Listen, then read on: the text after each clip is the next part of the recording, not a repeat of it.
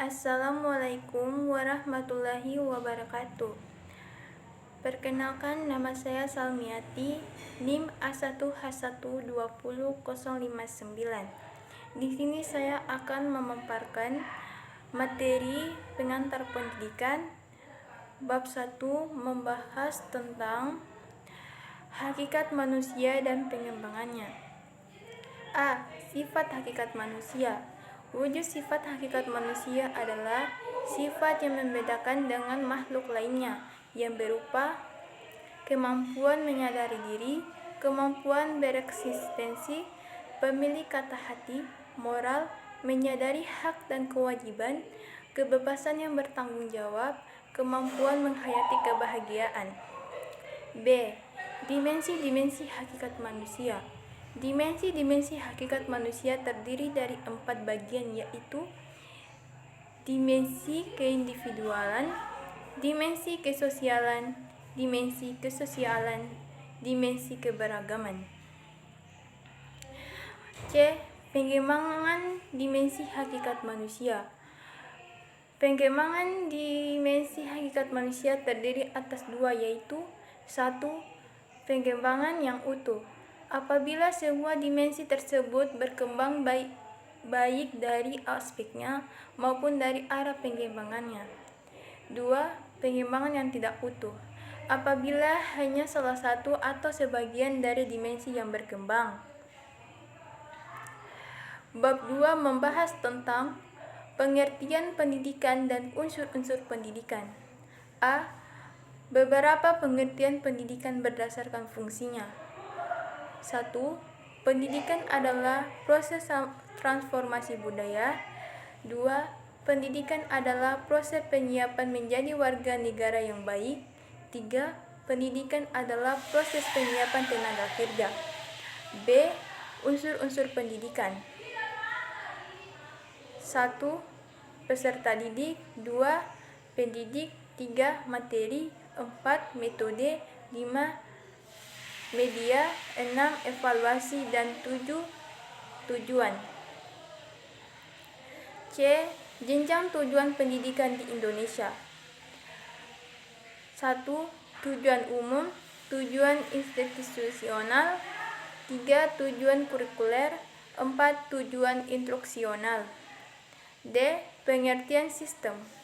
Sistem adalah suatu kebulatan keseluruhan yang kompleks atau terorganisir, suatu himpunan atau perpaduan hal-hal atau bagian-bagian yang membentuk suatu kebulatan atau kesatuan yang kompleks atau utuh. Bab 3 membahas tentang landasan dan asas-asas pendidikan. A. Landasan pendidikan di Indonesia. Landasan pendidikan di Indonesia terbagi menjadi 5, yaitu 1. Landasan filosofis pendidikan di Indonesia adalah Pancasila dan Undang-Undang Dasar 1945. 2. Landasan sosiologis pendidikan di Indonesia adalah masyarakat Indonesia. 3. Landasan kultural pendidikan adalah kebudayaan nasional yang bersumber dari kebudayaan daerah. 4. Landasan psikologis adalah perkembangan peserta didik. 5. Landasan iptek adalah ilmu pengetahuan, teknologi, dan seni itu sendiri. B. Asas-asas pokok pendidikan. 1. Asas Tuturi Handayani.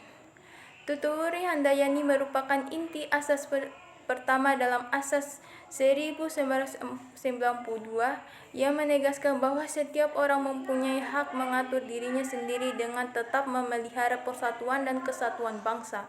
2. Asas belajar sepanjang hayat. Asas belajar sepanjang hayat merupakan sudut pandang dari sisi lain terhadap pendidikan seumur hidup. 3. Asas kemandirian dalam belajar.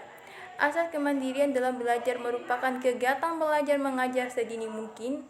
Dikembangkan kemandirian dalam belajar itu dengan menyadari campur tangan guru, namun guru selalu siap untuk turun tangan apabila diperlukan. Bab 4 membahas tentang perkiraan dan antisipasi terhadap masyarakat masa depan. A. Perkiraan masyarakat masa depan. 1. Kecenderungan globalisasi. Globalisasi bermakna sebagai suatu keutuhan tanpa batas, transparan, saling ketergantungan antar bangsa dan dunia. 2. 4 bidang kekuasaan globalisasi. 1. Bidang inteks yang berkembang semakin cepat. 2. Bidang ekonomi.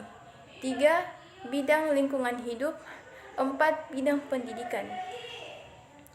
3. Tuntutan bagi masyarakat masa depan. Pentingnya pengembangan 4 hal pada peserta didik yakni 1. Kemampuan mengantisipasi perkembangan berdasarkan ilmu pengetahuan. 2. Kemampuan dan sikap utuh mengerti dan mengantisipasi situasi. 3. Kemampuan mengakomodasi utamanya perkembangan iptek serta perubahan yang diakibatkan. 4. Kemampuan mereorientasi utamanya kemampuan seleksi, filter terhadap arus informasi yang mempengaruhinya.